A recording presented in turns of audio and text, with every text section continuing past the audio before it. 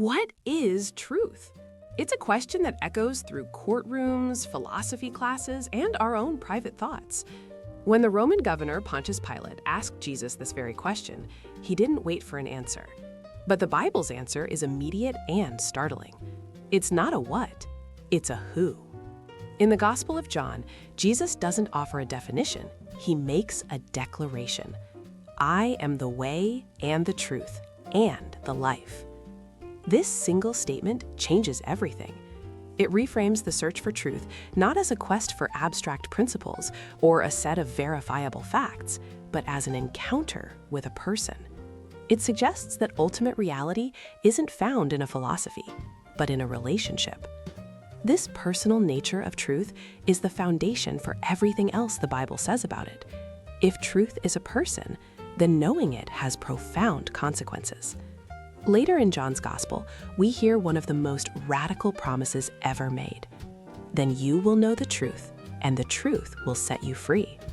Free from what exactly?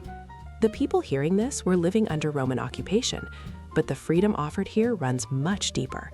It speaks of liberation from the weight of deception, both from others and from ourselves. It's freedom from the shifting sands of cultural opinion, from the internal cycles of guilt, and from the fear that our lives are built on nothing solid.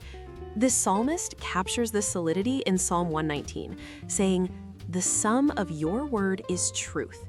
It presents a comprehensive reality, a complete picture you can build a life upon, one that endures forever. But living this out is where the ideal meets the messy reality of human life. The Bible is unflinchingly honest about this struggle. The book of Proverbs is blunt. Lying lips are an abomination to the Lord. It sets an impossibly high standard for honesty. But it's not just about avoiding lies.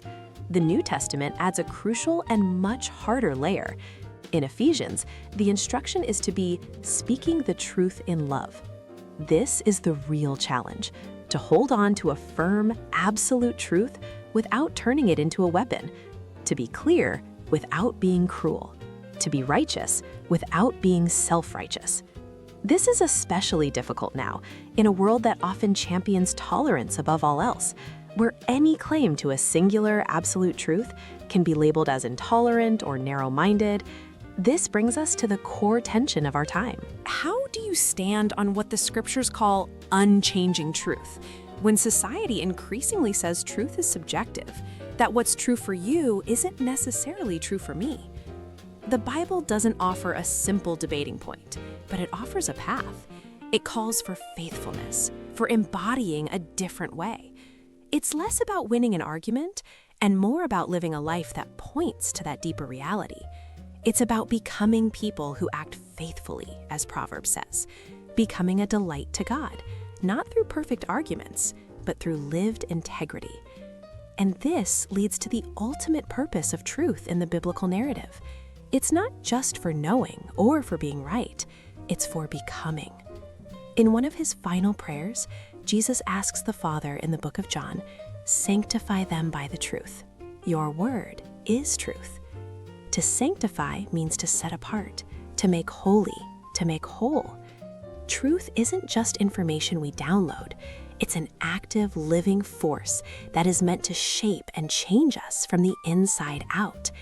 It's a lifelong process of being remade by the very reality it describes.